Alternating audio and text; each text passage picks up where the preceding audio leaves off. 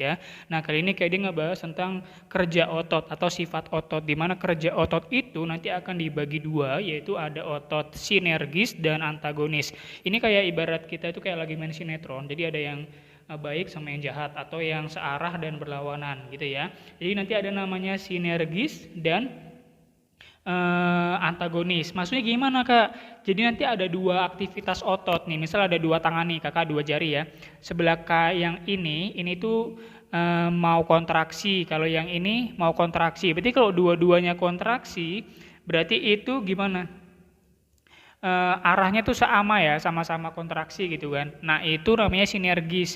Tapi kalau yang satunya kontraksi, satunya relaksasi, kan ini dua beda nih. Arahnya ke arah yang berbeda. Berarti kalau arahnya berbeda, berarti dia antagonis. Ingat konsepnya, kalau dia searah, maka dia sinergis. Sedangkan kalau yang beda arah atau berlawanan, maka nanti namanya antagonis. Ini dia searah, sedangkan ini nanti berlawanan.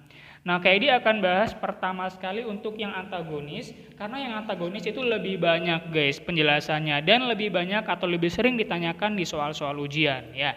Kita bahas yang gerak antagonis. Gerak antagonis yang pertama adalah, ini kayak dimundurin dikit ya. Gerak antagonis yang pertama ya, kayak dibuatin di sini antagonis. Gerak antagonis yang pertama namanya adalah ekstensi. Itu beberapa ada yang beda nama ya. Jadi ada yang ngomong ekstensi fleksi, ada yang ngomong ekstensor flexor gitu ya. Jadi ini bisa diganti ekstensor flexor atau ekstensi fleksi. Nah, ini merupakan gerakan meluruskan dan bengkok. Jadi kalau extend itu lurus, ya, ini meluruskan, gerakan meluruskan, tangan kamu diluruskan gitu ya. Sedangkan kalau yang fleksi ini membengkokkan ya, membengkokkan. Jadi ibaratnya lihat tangan kakak ini lurus gitu kan, terus bengkok. Ekstensi, fleksi gitu aja. Lurus, bengkok, ekstensi, fleksi gitu aja ya. Dan yang kedua adalah abduksi. Jadi namanya ada ini agak-agak kalau secara omongan atau secara pelafalan itu sama bahasanya. Lihat deh ya, ada adduksi versus abduksi. Bedanya apa Kak? Coba diamati lebih detail. Apa bedanya? Bedanya letaknya adalah pada huruf D-nya. Kalau di sini huruf D-nya ada 2, sedangkan di sini D-nya ada 1. Atau kalau kita amatin, kalau dia adduksi karena dia D-nya ada 2, berarti dia mendekati ya, mendekati badan, mendekati. Ganti. Ya, jadi kalau adduksi itu mendekati, sedangkan abduksi itu menjauhi badan. Maksudnya gimana Kak? Aku nggak ngerti. Nah, ini kamu lihat gambarnya. Misal nih ada poros gitu kan, ini ada poros nih, ini poros tubuh kamu ya, nih poros tubuh kamu. Nah kalau tangan kamu lagi keluar, itu namanya menjauhi kan, menjauhi poros tubuh kamu. Coba lihat ini, coba lihat tangan kakak ya. Ini poros nih, ini tangan kamu yang warna hitam. Tangan kamu bergerak gini. Nah, ini dari yang seperti ini, bergerak seperti ini, kan menjauhi nih kan. Dari gini rapat jadi menjauhi. Tapi kalau dari gini menjauhi kemudian ke tengah itu namanya mendekati. Gitu. Atau sama aja dengan kayak gini nih. Ini dari pusatnya jempol ya. Kalau tangan telunjuk kakak kayak begini keluar, berarti kan dia menjauhi telunjuk. Menjauhi jempol. Kalau dia menjauhi sap gitu, berarti dia namanya menjauhi atau ABD ya. Kalau dia mendekati dari luar masuk ke dalam itu mendekati, namanya ADD. Jadi ADD, ABD. D-nya ada 2, D-nya ada 1. Itu fokusnya ya. Dan selanjutnya ada yang tipenya depresi elevasi ya. Yang ketiga ada jenis yang depresi versus elevasi. Ini kayak kamu bayangin aja depresi. Orang depresi itu gimana ekspresinya? Ceria atau sedih? Sedih kan? Orang kalau sedih kepalanya itu ndanga atau turun. Bahasa ndanga lagi. Ndanga itu apa ya bahasanya? Danga itu kayak kamu kepalanya menuju ke arah atas ya. Jadi orang depresi itu nggak mungkin kan kepalanya ke atas. Pasti kepalanya cenderung tunduk ke bawah kan. Nah, jadi kalau depresi itu dia ke bawah ya karena dia lagi sedih. Jadi nggak mungkin orang lagi sedih kepalanya diarahkan ke atas. Pasti menunduk dia. Sedangkan elevasi lawan dari ke bawah berarti apa? Ke atas ya, lawannya adalah ke atas. Kayak kamu lagi naik elevator kemana arahnya? Ke atas kan, berarti gitu. Depresi elevasi, turun naik, ke bawah ke atas, gitu aja ya.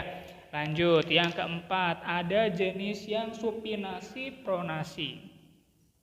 Yang keempat jenisnya adalah supinasi versus pronasi.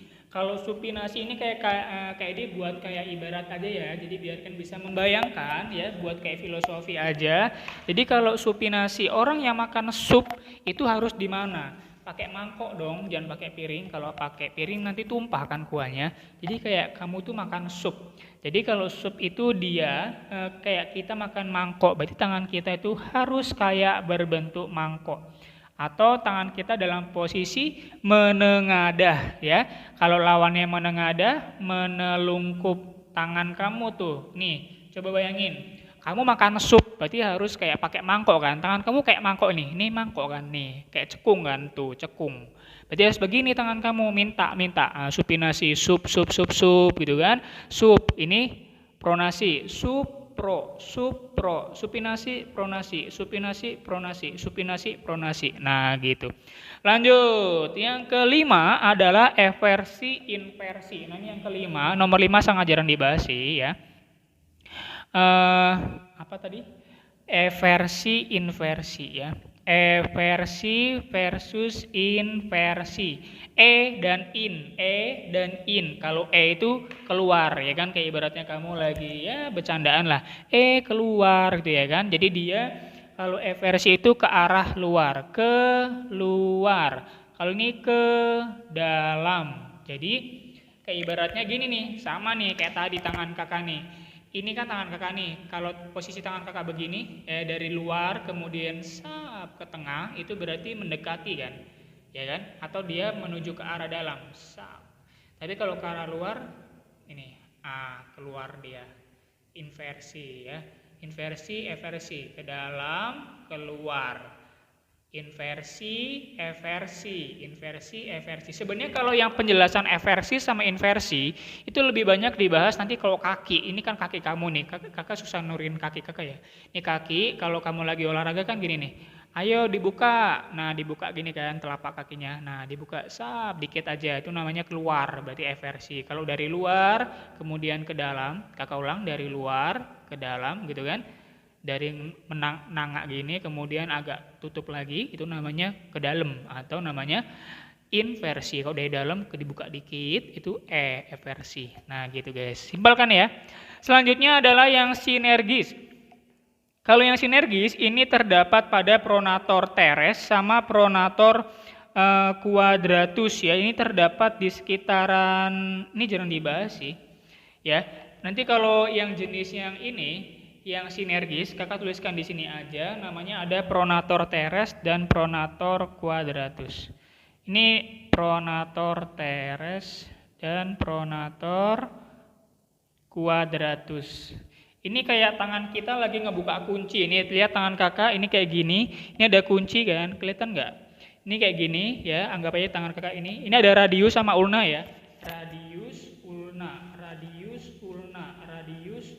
Ini ketika kakak buka kunci kan begini, sap, gitu kan, ke sini ya ikut ke sini, ke sana ya ikut ke sana, gitu kan. Jadi ada di sini, dua-duanya ada dua ototnya di sini, sap, gitu kan, ke kanan ikut ke kanan, ke kiri ikut ke kiri. Nah gitu. Jadi melibatkan tulang apa ini, radius dan ulna, kayak gitu guys ya. Oke, jadi itu penjelasan singkat tentang otot sinergis sama otot antagonis ya. Bagi kalian yang belum paham, silakan diulang lagi aja video